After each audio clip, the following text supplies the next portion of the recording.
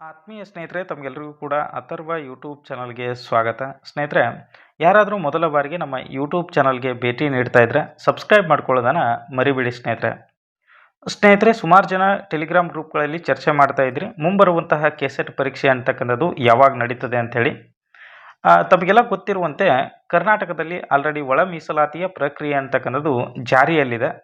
So ಅದು ಮುಗಿಯುವವರೆಗೂ ಕೂಡ ಅಂದರೆ ಆಲ್ಮೋಸ್ಟ್ ಮಾನ್ಯ ಮುಖ್ಯಮಂತ್ರಿಗಳು ಹೇಳಿದ ರೀತಿಯಲ್ಲಿ ಇನ್ನೂ 2 ತಿಂಗಳಲ್ಲಿ ಒಳ ಮೀಸಲಾತಿಯ ಪ್ರಕ್ರಿಯೆಯನ್ನು ನಾವು ಸಂಪೂರ್ಣಗೊಳಿಸ್ತೀವಿ ಅಂತೇಳಿ ಆಲ್ರೆಡಿ ಹೇಳಿದ್ದಾರೆ.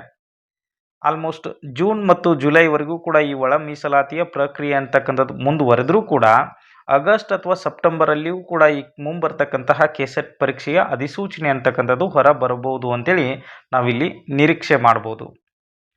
ಸೊ ಯಾರೆಲ್ಲ ಕೆಸೆಟ್ ಪರೀಕ್ಷೆಗಾಗಿ ಕಾಯ್ತಾ ಇದ್ದೀರಲ್ಲ ಅಂಥವರಿಗಾಗಿ ಏಪ್ರಿಲ್ 2nd ವೀಕ್ ಇಲ್ಲ ಅಂತಂದರೆ ಏಪ್ರಿಲ್ 3rd ವೀಕಲ್ಲಿ ಈ ನೆಟ್ ಪರೀಕ್ಷೆಯ ಅಧಿಸೂಚನೆ ಅಂತಕ್ಕಂಥದ್ದು ಹೊರಬರುವಂತಹ ಸಾಧ್ಯತೆಗಳು ತುಂಬಾ ಇದೆ ಸ್ನೇಹಿತರೆ. ಸೊ ಯಾರೆಲ್ಲ ಈ ಕೆಸೆಟ್ ಪರೀಕ್ಷೆಗಾಗಿ ವೇಟ್ ಮಾಡ್ತಾ ಇದ್ದೀರಿ ಅಂತಹ ಅಭ್ಯರ್ಥಿಗಳಿಗೆ ಈ ಏಪ್ರಿಲ್ನಲ್ಲಿ ಬರುವಂಥ ಅಂದರೆ ಜೂನ್ನಲ್ಲಿ ಪರೀಕ್ಷೆ ನಡೆಸ್ತಾರೆ. ಸೊ ಈ ಒಂದು ಪರೀಕ್ಷೆಯನ್ನು ತಗೊಳ್ಳೋದಕ್ಕೆ ಅವಕಾಶ ಕೂಡ ಇರ್ತದೆ. ಸೊ ಹಾಗಾಗಿ ಕೆಸೆಟ್ ಪರೀಕ್ಷೆ ಅಂತಕ್ಕಂಥದ್ದು ಸದ್ಯದಲ್ಲೇ ಆಗೋದಿಲ್ಲ ಅನ್ನೋದನ್ನು ನಾವಿಲ್ಲಿ ಗಮನಿಸ್ಬೋದಾಗ್ತದೆ. ಆಲ್ಮೋಸ್ಟ್ ಇನ್ನೂ ಒಂದು 2ರಿಂದ 3 ತಿಂಗಳು ಮುಂದೆ ಹೋಗುವಂತಹ ಸಾಧ್ಯತೆಗಳು ತುಂಬಾ ಇದೆ ಸ್ನೇಹಿತರೆ.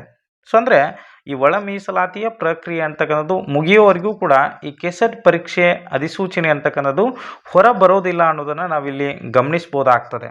ಸೊ ಕೆಸೆಟ್ ಪರೀಕ್ಷೆ ನಡಿಬೇಕು ಅಂತಂದರೆ ಈ ಒಳ ಮೀಸಲಾತಿಯ ಪ್ರಕ್ರಿಯೆ ಅಂತಕ್ಕಂಥದ್ದು ಸಂಪೂರ್ಣವಾದ ಮೇಲೆ ಮುಂಬರ್ತಕ್ಕಂತಹ ಅಧಿಸೂಚನೆಗಳಾಗಿರ್ಬೋದು, ಈ ಎಂಟ್ರೆನ್ಸ್ ಪರೀಕ್ಷೆ ಅಂತಕ್ಕಂಥದ್ದು ಎಲ್ಲವೂ ಕೂಡ ಹೊರಬರುವಂತಹ ಸಾಧ್ಯತೆಗಳು ಇದೆ ಅಂಥೇಳಿ ನಾವಿಲ್ಲಿ ತಿಳ್ಕೊಬೋದು ಸ್ನೇಹಿತರೆ. ಸೊ ಹಾಗಾಗಿ ಯಾರೆಲ್ಲ ಕೆಸೆಟ್ ಪರೀಕ್ಷೆಗಾಗಿ ವೇಟ್ ಮಾಡ್ತಾ ಇದ್ದೀರಿ ಅಂಥವ್ರಿಗಾಗಿ ಇದೇ ತಿಂಗಳು ಬರ್ತಕ್ಕಂತಹ ಒಂದು ನೆಟ್ ಅಧಿಸೂಚನೆಯನ್ನು ನೀವು ಉಪಯೋಗ ಕೂಡ ಮಾಡ್ಕೋಬೋದು.